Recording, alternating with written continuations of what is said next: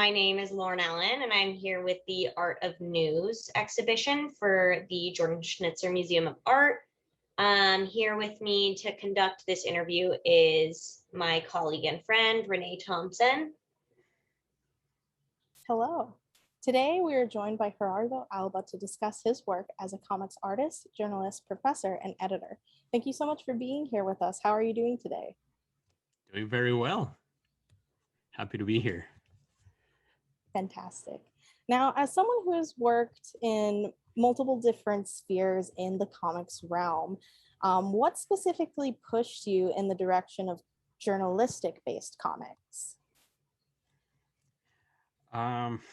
Well, I think it was 2015, if I recall, when I was living in Mexico with my partner, who is American. She also has a background in comics. So very often I was used to just having like shop talk at every time, like every meal, every waking hour, we would talk about comics or just like whatever was in the news. And at that point, during Trump's campaign, when it started, all of a sudden, like I found my life like completely surrounded. Like I was thinking about it very often, and obviously, like, well, not obviously, but not in a great way. It was very overwhelming, and I just had like this, like my only skill set that I had, like, I don't know, just like continuously worked on for the entirety of my lifetime was storytelling. So I just put two and two together. I thought that having the background of having been in the US recently, but then being in Mexico, but then still having like a connection with the US with my now wife, then girlfriend, being American, living in Mexico, I feel like we had like an interesting point of view that we could convey in comics. So that's how I started working in like nonfiction, and that kind of just blew the doors open for me. That was like my first approach. I had read some comic journalism before, but that was my foot in the door. Yeah. And in the journalistic comic genre, do you have any like, I don't know, superstar, like kind of like fanboy, like I guess like loves? I mean, I'm sure I do. There's plenty of people in the NIB that I actually Makinaro, actually. He is somebody whose work I've been following since I was in college. And then, like, I think he was doing a lot of science comics at the time. And with time, it also turned a little bit more political. So I kind of like, I was very interested in his approach. Then we've got into, if not collaborate, being in the same like magazines and websites, which has been like very exciting. But yeah, I think that he would be the one person that at some point I like, it was a little bit exciting, like very exciting to talk to him about things. But also like Larry Harris and Matt Bors, they just I feel like are such figureheads of comic journalism, at the very least in the web comic journalism. Speaking of web comic journalism, I saw recently on your Instagram that you posted that you are now an editor for Webtoon, but you're also a comics creator who is, published by the NIB, and you've got a lot of experience, obviously, with formatting your comics for a vertical kind of scrolling situation. How do you find the shift to digital has impacted your approach to comics making, and how has digital maybe affected the reception and reach of those comics? I mean, digital just in general, it's so weird because the process seems like so much streamlined. I'm still like such a big fan of print and everything like in a printed format. But the accessibility that web comics offers is it's just mind blowing. The fact that you can just like blast it and then immediately so many people can have access to it is just something that I've been always been very interested in, especially coming from Latin America, where I think that there's so many countries that are connected. Like we share a language. We're like one after another for like the span of like a continent and for like continent, like 2/3 of a continent. But the comic books that are made in one country do not often break the border. It's very independent comic book scenes in all of Latin America. But digital comics kind of like break those walls, and immediately it's accessible to everybody. So I remember seeing this phenomenon with this Instagram account that they also do comic journalism. And that would be also a good answer for the previous question of like people who I really admire, who's Pictoline or Pictoline. I haven't heard it said out loud, so I'm not sure how it is, how it's supposed to be. But they do a lot of like infographics journalism, and their market is all of Latin America, all of Hispanic, like Hispanoamerica, Hispanic American. And it was just incredible to see how the format, be it Instagram, something like Infinite Scroll, like Webtoon, or something that is, forget the name of it, but that adjusts from print to web to like mobile, like the nib. And they all serve like a different purpose, but you can start to see like all of the little details that make storytelling function best for each way. I guess you kind of half answered my next question in the question that you just answered, but in nonfiction storytelling and comics specifically, you're especially capable at depicting the multiple ways in which information is mediated. And how do you find that telling stories about transnationality and border crossing from the perspective of someone who has lived in both Mexico and the US translates into the contradiction that is comics itself? I guess like deviating from like, oh, digital has a larger reach, like how are you using comics as a way to, I don't know, does it become like a form of like, is it like a cathartic situation, or how it seems you have a lot of personal investment in your stories, and sometimes, I mean, you're even a subject, and so. Yeah, I mean, there's definitely like different approaches that you can take, I think, to journalism, and that I have used in with different topics. My first approach was my first experience with like comic journalism was the telling of the Caminata Nocturna, and that was like a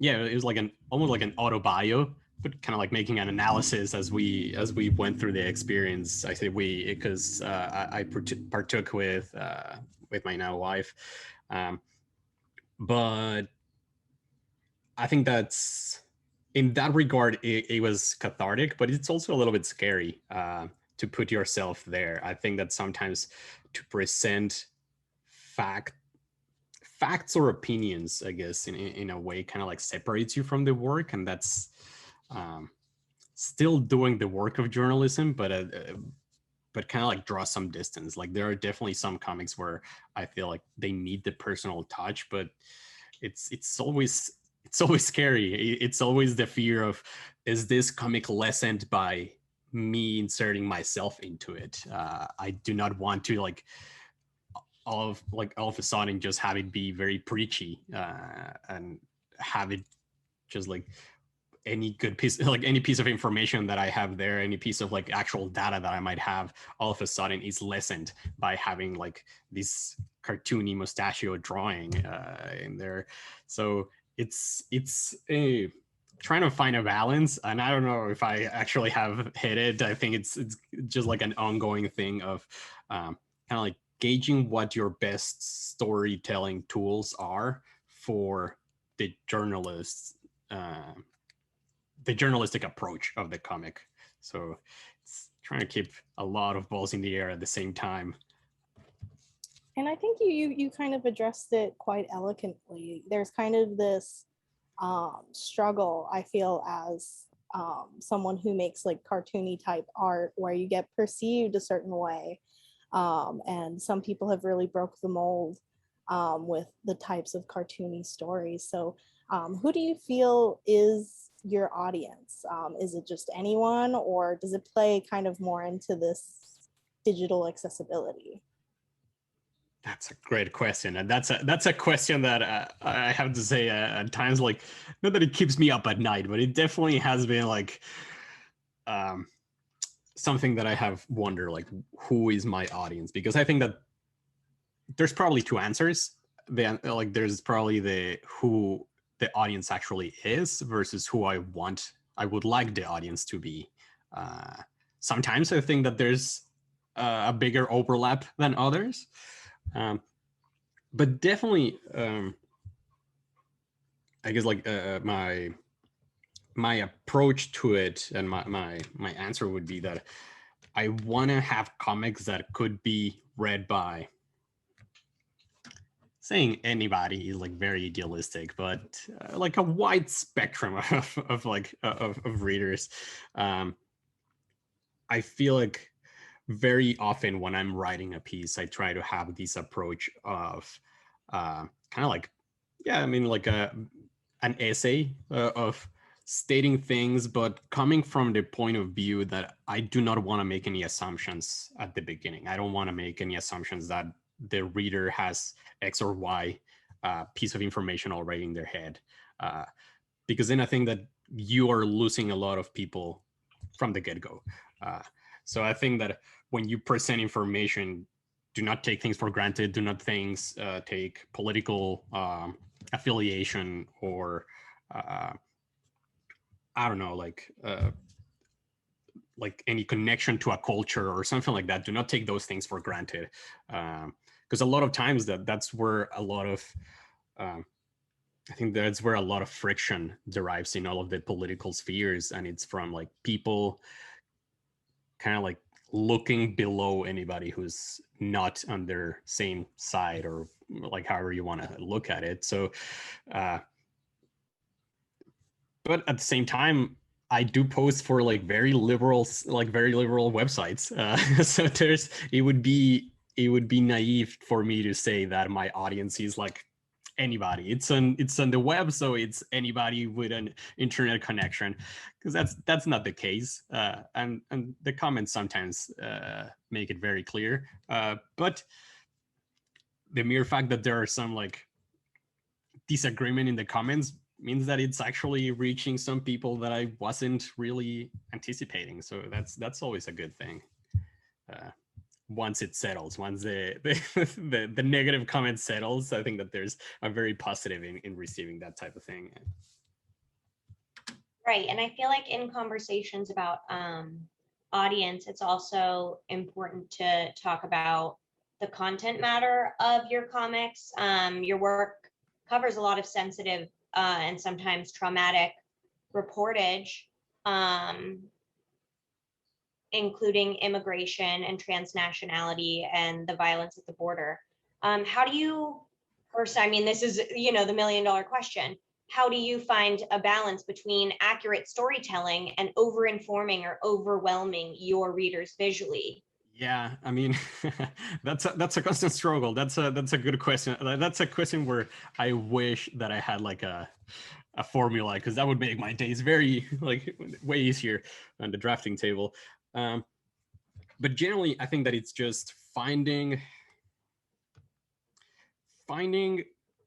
the statement, I guess, or the key information that you would like the reader to take away at the very end.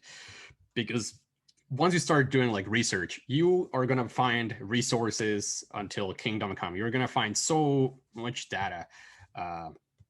that a lot of times it's like to put that in, if I know that I have like 10 panels, 20 panels, and I know that there's enough information for a book, first of all, it's understanding that that's not what I'm doing. I'm not doing an in-depth, seldom am I doing something like that. I'm more so kind of like pointing, like even giving a point of view or pointing towards a direction and hopefully opening the curiosity on people. But then just like using that statement where the piece of information that I want the reader to like take away from the piece, and then trying to disseminate the information that kind of like makes a point for that makes a case for that.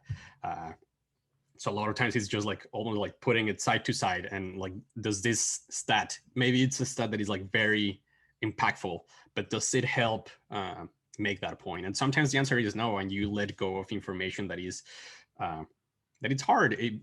There's like testimonials of like people that you sometimes let go because there's not enough space, or like numbers that in the abstract is easy to let go, but then you know that there's a lot of like people attached to it, and then it's a little bit harder. But you have to kind of like, if not prioritize, just think of the final like thesis of the project.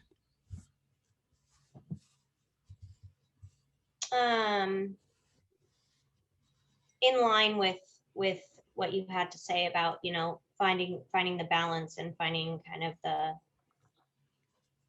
holding both like space for this really important event that you need to talk about, but also allowing it to be digestible to such a wide audience that, you know, who can fully define, like, you know, who's looking at your comics online.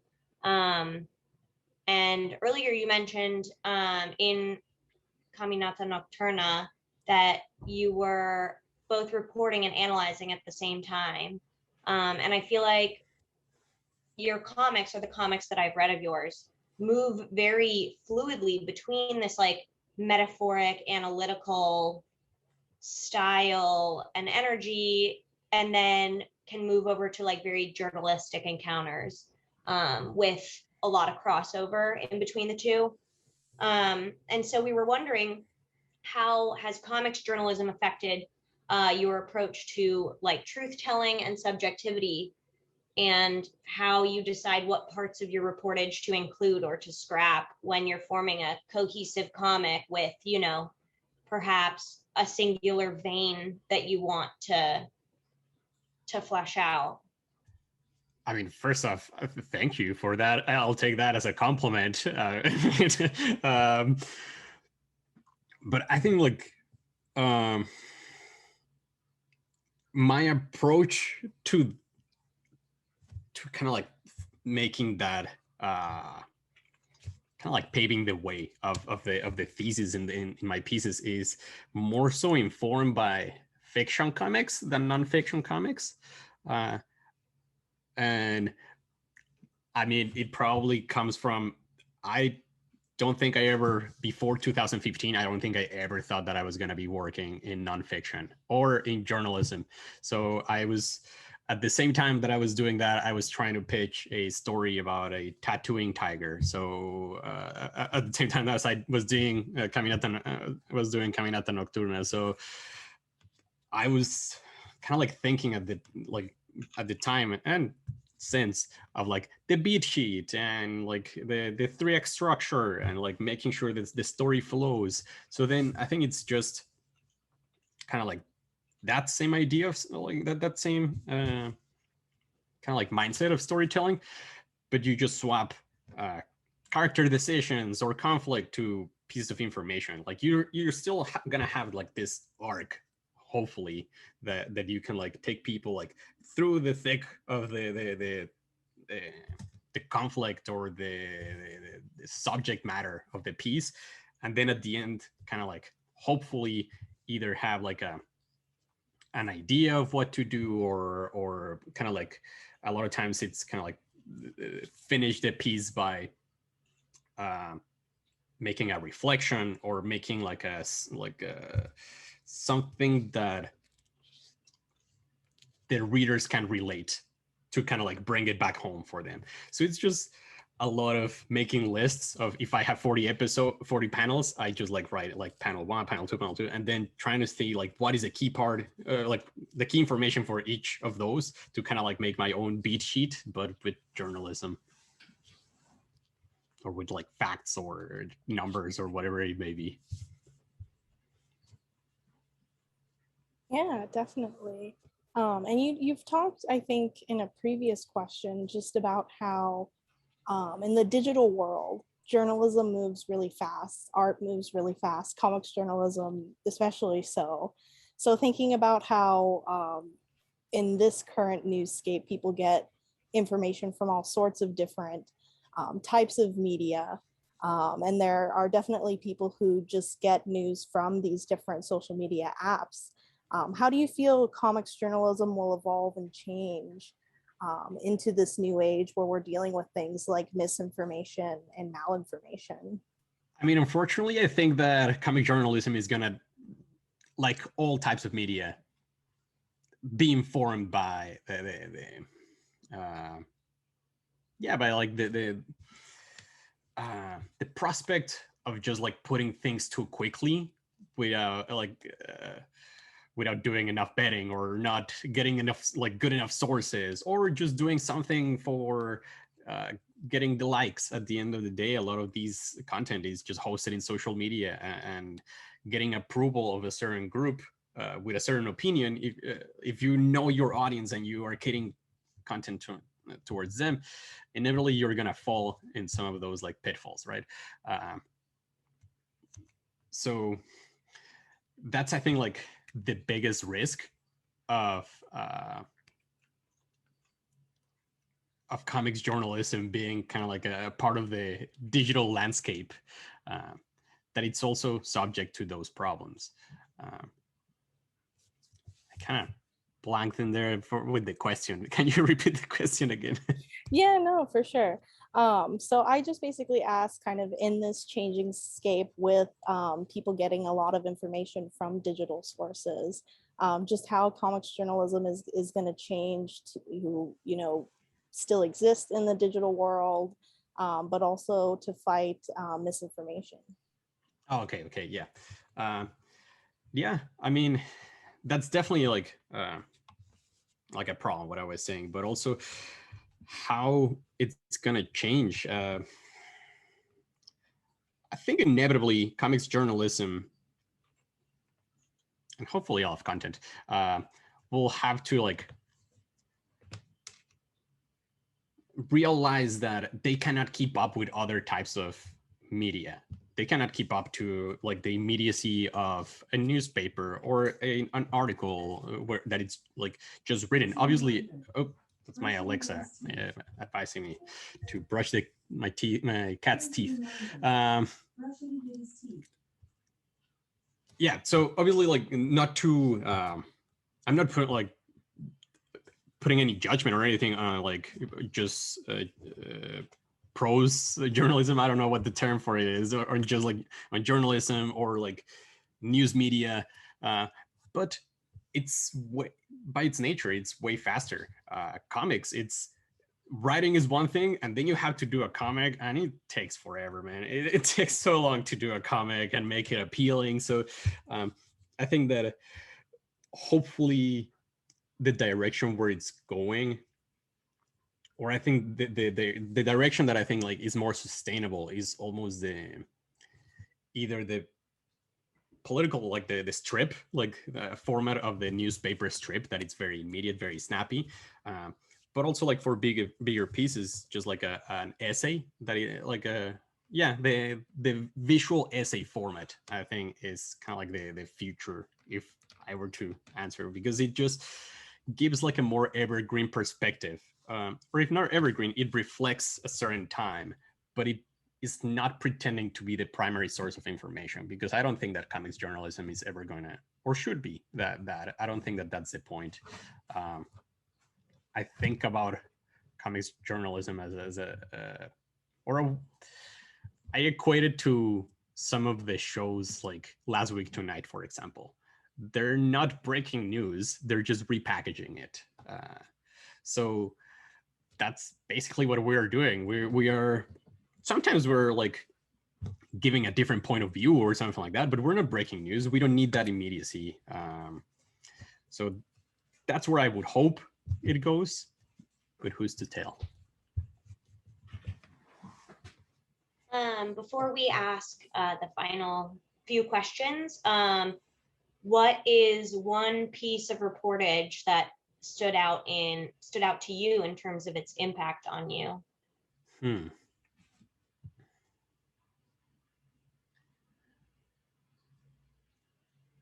mean, maybe I'm being a little bit skewed, or I'm not like thinking like deep enough. But definitely the Guantanamo voices, some of the scripts that Sarah wrote, and some of the testimonials that she had. Those ones were, it was kind of like a weird project to be a part of, because it was very exciting, but it was also heartbreaking. And at all times it was hard to like read some of those things. So some of the testimonials, some of the personal stories from some of the chapters. So that one was very impactful. But yeah, that one is the first one to come to mind. But I mean, not to give like a very well, Persepolis, that was, I think, probably the first nonfiction book of that style that I read when I was, I think I was in high school, and getting comic book graphic novels in Mexico was kind of hard. So what I would do is I would go online days, like if I was going to travel to the US, and do some research of like the best graphic novels or things like that, and then like write a list and post-it notes, put it in my pocket, and then I would look at Barnes and Noble. That was my way of sourcing. And I bought some books that I was way too young to understand, or some that were not my cup of tea, things that I've come to appreciate now. But that was definitely one that I read then, loved it, read it now, I still love it. I think there's something very universal about that one.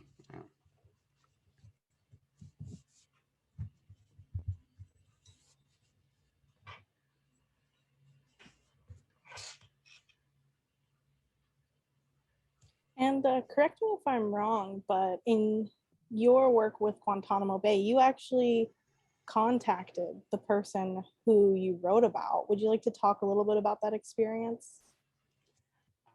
Yeah, sure.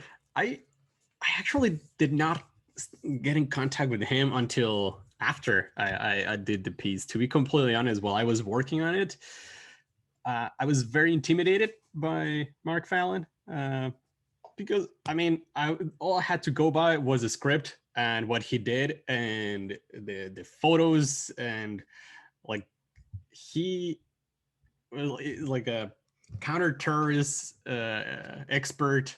So I didn't think like, oh, I'm gonna reach out to that guy and see like what he has to say to these cartoonists. So I was a bit intimidated. So actually, I did not have any contact with him. But then when we were starting to like, I don't know, post some sketches, when I started posting sketches or promoting the book, he is very active on social media, and he started commenting on things. That's when we started like getting like some contact. And obviously, I had a very narrowed way of looking at him. Of like, oh well, his job is who he was. Of course not. He's actually like super friendly. Just that his work is incredibly like high stakes and intimidated for somebody who draws for a living, right? But yeah, fortunately he was very, very open in his interviews with Sarah, and he was very descriptive. So even with just and I say just, but it was a great script that Sarah gave.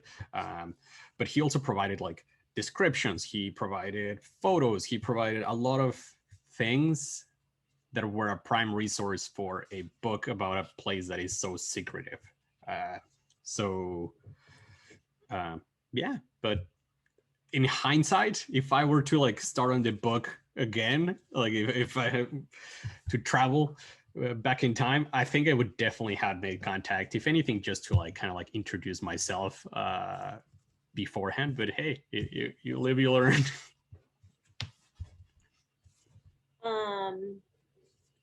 Just as we wrap up, as someone who has been both you know, the student and the professor, the writer, the artist, the editor, you wear a lot of different hats. I guess, are there any pieces of advice that you have or anything you wish you knew as an aspiring comics creator, journalist? I know both me and Renee, you know, will probably try and end up getting into the field.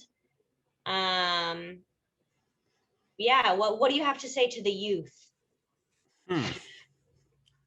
That's funny. That's a very common conversation with my wife. I think the first thing, I mean, there's a lot. You'll have to cut me off at one point if it gets too much. But the first thing, there's some pieces of advice that are like perceived to be like this common understanding that I would just say like completely disregard this. Like there's the first one, like there was this saying that I encountered both as a student and then a professor, of this belief of people that think that if you work doing what you love, you'll never work a day in your life. That's not the mindset. That's not true. That's not true at all. You'll end up working way more hours, way more invested. It's gonna be more taxing. So that's rough, but it does have its higher highs, I do think. But similar to that, very often I remember hearing that you're only as good as your last project, or as your last book, as your last. I would say that's bullshit. I don't think there's any truth in that. Or if there is some truth to that, that's not the right mindset to have with any project. I think that there are some projects that you should learn to just finish, hit the deadline. And is it the best thing you've done? No, but at the end of the day, I mean, it's you're a commercial artist at the end of the day. For as like high and mighty as we cartoonists like to think we are, we're commercial art, so we do have deadlines. We do have like kind of like we have to learn when to finish a project, or when to let a project go. There's plenty of unfinished scripts that, hey, maybe you dedicate a lot of time, but not everything is gonna end up being a project. I think that other industries are better about understanding that. I'm sure there's so many unfinished Hollywood scripts that you just let go. Your breakout project doesn't have to be the first idea that comes to mind. So just that. And then just I would say, to like just as a general advice, like every skill, every piece of information can always be beneficial if you let it.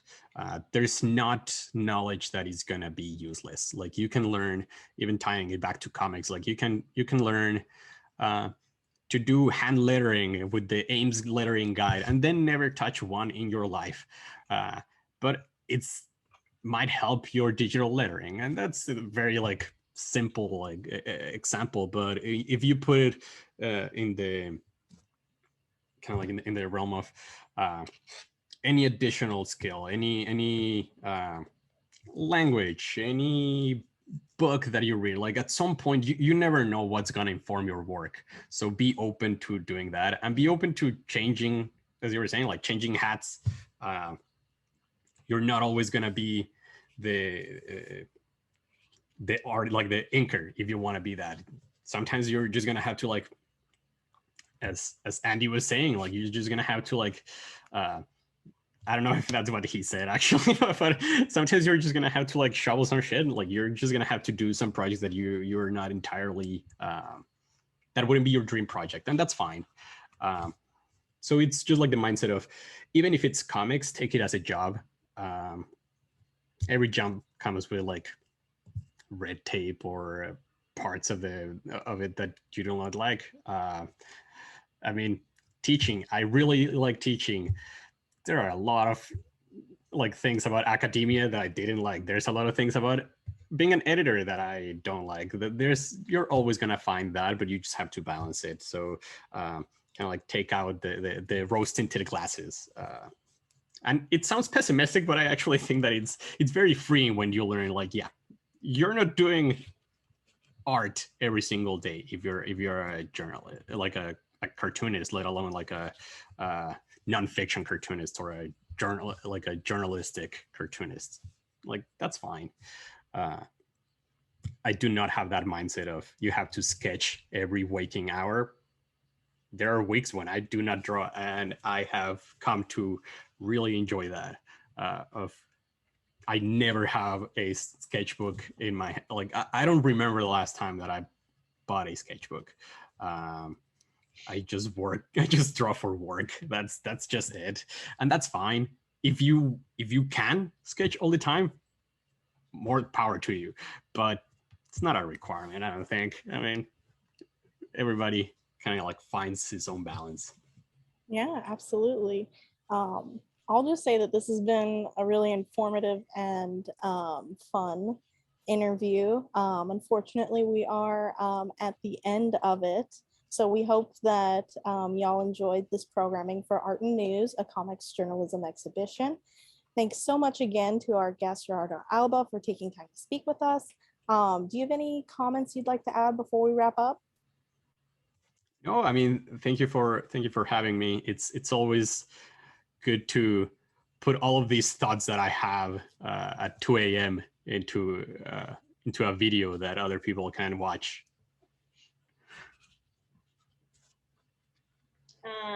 Thanks so much for letting us chat with you. This was such a pleasure. I'm sure both me and Renee and whoever gets to see this exhibit will take a lot from this interview. Any comics or projects you're nerding out over right now? Can be yours or others. I wish they were mine. I'm in between projects right now. That's also something, but that's another conversation of, like, finding your projects. But what is I've been revisiting Emily Carroll, and I had never read her work printed, only in digital. It's beautiful either way. So that's just something. And Paco Roca, I mean, I'm always surprised at what he can do. So just excited that I can now buy his books in English now that a lot of them are getting reprinted or translated. So that way my wife can also read them. So it feels like a better investment for the household. Yeah. Awesome. Well, thank you so much.